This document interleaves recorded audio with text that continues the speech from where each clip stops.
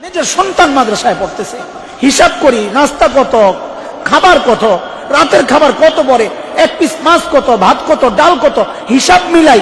আরে ভাই, ফজরের আগে আপনি কয়দিন উঠছেন? আর আপনার এই বাচ্চার জন্য ফজরের আগে 1 ঘন্টা না 1.5 ঘন্টা প্রতিদিন আগে উঠা রাত্রে 11টা পর্যন্ত আপনার বাচ্চার পেছনে গাদার খাটুনি যারা খাটতেছে তাদের মূল্যটা দিবে কে? আপনি খানার হিসাব করেন। মাওলানা সাদ সাহেব হাদাহুল্লাহ একটা বক্তব্য দিয়েছিলেন, হয়তো অনেকের জানা, যে মাদ্রাসায় পড়ায় দিনই কাজ করে বিনিময় নেওয়া জায়েজ নাই। আমি আর জবাবে বলি, এটা প্রায় শুধু পড়ানিটাই দেখলেন, শুধু পড়ানিটাই দেখলেন, ওলামায়ে কেরাম শুধু পড়াইয়াই পয়সা নিতেছে। আর সেই যে ফজরের আগ থেকে আপনার বাচ্চার পেছনে মেহনত করতেছে, সে ঘুমাইলো কিনা, খাইলো কিনা, ঠিক মতো টয়লেট ছাড়তেছে কিনা, গোসল করছে কিনা, ব্রাশ করছে কিনা, আরে আমার উস্তাদরা তো নখ কাটছে কিনা, ওইটাও দেখ। এগুলোর মূল্য নাই, আমরা শুধু পড়াইয়া টাকা নিতেছি। আল্লাহর ওয়াস্তে যদি উত্তম গার্ডিয়ান অভিভাবক হতে চান, যাকে আল্লাহ হাসরের মাঠে নূরের টুপি পরাবে না, কি কপাল আপনাদের। যদি চান যে আমার মাথায়ও মালিকের পক্ষের ওই পুরস্কার উঠুক, ভাই দিল থেকে মহাব্বত কইরা এই প্রতিষ্ঠানকে দিলের মধ্যে একটু জায়গা দিয়ে, আপনার পকেট দরকার নাই, আমার আপনার পকেটের দরকার নাই, দিলের মধ্যে একটু জায়গা দেন মাদ্রাসাকে, মাদ্রাসার উস্তাদদেরকে, মুহতামিম সাহেবকে, জিম্মাদারকে দিলে একটু জায়গা দেন। ইনশাআল্লাহ আখিরাতের জান্নাতে আল্লাহ আপনার জায়গার ব্যবস্থা করবেন, ইনশাআল্লাহ করবেন, ইনশাআল্লাহ। ছাত্র ভাই, তোমাদের উদ্দেশ্যে আমি তোমাদের ভাই একজন, আমি বড় ভাই, আমরা বড়দের মুখে শুনেছি, এটা খুব বেশি শুনেছি, আল আদাব ক্বাবলা তালাব।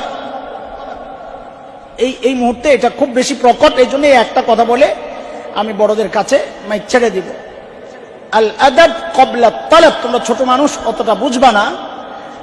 ইলম অর্জন করার আগে আমার আর তোমার প্রথম শর্ত হচ্ছে আদব। আদব উঠে গেছে, এখন আদব উঠে গেছে। গত 3 দিন আগে আমার মাদ্রাসায় ছুটি ছিল, ছাত্রদের উদ্দেশ্যে এই কথাটা বলেছি যে হায় কোন দিন গেল যে আমার উস্তাদ হযরতুল্লাহ আল্লাহ হাফেজ কারি আব্দুল হক দামাত বরকাতুহুল আলিয়া হযরত চিনে থাকবেন, হাজী সাহেব হুজুর হাফেজ তাজুল ইসলাম সাহেব হুজুর আরজাওয়াত মাদ্রাসা। তাকাইলে আমরা এতটা ভয় পাইছি যে একদিন আসরের নামাজের আগে হেফজখানা একটু ঢিলে ঢালা সময়টা হলো আসরের নামাজের আগে দিয়া। তো দুইজন পাশাপাশি বসে বসে কথা বলতেছি, মাদ্রাসার পাশ দিয়েই রাস্তা ছিল তখন, আরজাওয়াদের হেফজখানায় 88 কথা বলতেছি। ওই রাস্তা থেকে জানালা দিয়ে হুজুর শুরু তাকাইছেন, আমি সাথে সাথে পেশাব করে দিছি, সাথে পেশাব করে দিছি। কি ভয় পাইছি ওস্তাদ। আর এখনো ওস্তাদের কি মহব্বত আর আজমত দিলের মধ্যে লালন করি। শ্রদ্ধার কোন জায়গায় যে আমাদের ওস্তাদদেরকে আমরা রাখি। আরে শুধু ওস্তাদদেরকে না, ওস্তাদদের মতো দেখতে দেখা যায় চেহারা, দাড়িগুলো ওস্তাদের মতো লাল হয়ে গেছে, বয়স ওস্তাদের মতো, তাদের সামনে তো নিজেদেরকে ঝুঁকায়া দিই। কারণ জানি ইলম, আল্লাহ তাআলা হাদিসে অনেক জায়গায় ইলমকে পানির সাথে তুলনা করা হয়েছে, পানির সাথে। কারণ কি, আমাদের বড়দের মুখ থেকে শুনেছি 2টা কারণ। এক হচ্ছে ভাষা পানি থেকে মানুষ উপকৃত হয় না, ওটার মধ্যে ময়লা থাকে, ময়লা। ঠিক ইলম যদি ভাষা হয়, তার থেকে মানুষ উপকৃত হয় না, ফিতনা হয়। আরেকটা হচ্ছে ইলম, পানি সবসময় ঢালের দিকে যায়, নিচুর দিকে যায়, এটা পানির গুণ, সবসময় ঢালের দিকে যায়। ঠিক ইলম তো আল্লাহ তাআলা তাকেই দিবেন যার মধ্যে বিনয় আছে, যে নিজেকে নত করে দেয়, ইলম তো তার কাছেই যায়। ও ভাই, যতদিন পর্যন্ত ওস্তাদের মহব্বত, ছাত্রদেরকে বলতেছি, যতদিন পর্যন্ত ওস্তাদের মহব্বত দিলের মধ্যে লালন না করবা, ইলম ঢুকবে না। খোদার কসম, সর্বোচ্চ সম্মান দিলের মধ্যে যদি লালন না করো, ঢুকবে না।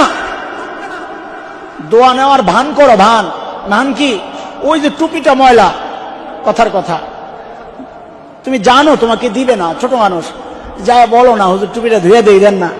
আহা, এই কথার যে কত দাম এখন বুঝবা না।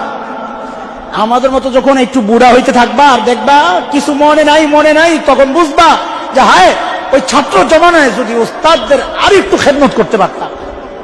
আফসোস করবা, কিন্তু টাইম শেষ হয়ে গেছে। একটু জুতাটা সোজা করে দিবা ওস্তাদদেরকে দেখলে, চোখে রাইখা কোনোদিন কথা বলবা না।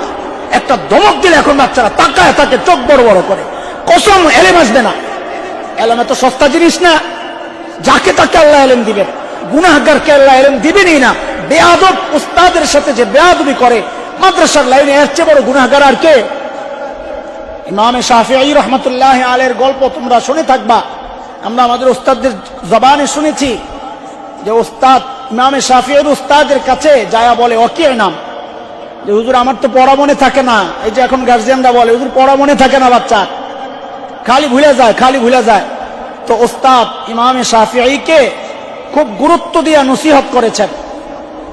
তো ইমামে শাফিঈ ওই কথাটাকে একটা কবিতা দিয়া ব্যক্ত করেছেন। শাকাউতু ইলা ওয়াকিইন সুআ হিফজি ফাআওসানি ইলা তারকিল মাসি ফাইন্নাল ইলমা নূরুম মিন ইলাহি ওয়া নূরুল্লাহি লা ইউতা লিআসি। আমি আমার উস্তাদের কাছে বলেছি হুজুর পড়া মনে থাকে না। তা আমার উস্তাদ আমাকে ওসিয়ত করেছেন গুনাহ ছেড়ে দাও, কারণ ইলম এটা আল্লাহর নূর। আল্লাহ তাআলা তার এই দামি জিনিস নাপাক জায়গায় রাখবেন না, দিবেন না গুনাহগারকে। এই জন্য ভাই আমার, আল্লাহর ওয়াস্তে উস্তাদদের সাথে বেয়াদবি করবা না, বরং দোয়া করবা। প্রত্যেক নামাজের পর 5টা দোয়া ছাত্রদের জন্য জরুরি। কয়টা দোয়া ভাই? 5টা দোয়া। আমি ইচ্ছা করে লম্বা করতেছি যেন বড়দের কষ্ট না হয়। কথা যায় আমার দ্বারা, আমি সিলাই মিলাই যাই, বড়রা খালি তোমাদেরকে চেহারা দেখাবেন, এটাই তোমাদের জন্য কামিয়াবি। একটু দোয়ায় হাত উঠাবেন, এটাই আমাদের জন্য অনেক কিছু। কথা শোনা লাগবে না, দেখলেই আমাদের জন্য অনেক লাভ। আলহামদুলিল্লাহ কো জানো কারা আসছেন না? জানো তোমরা টের পাইতেছো না? আমরা জানি তারা কত বড় মানুষ, আমাদের মতো হাজারো আলেম আর হাফেজের উস্তাদ সবাই। তো 5টা দোয়া প্রতিদিন করবো আমরা ইনশাআল্লাহ।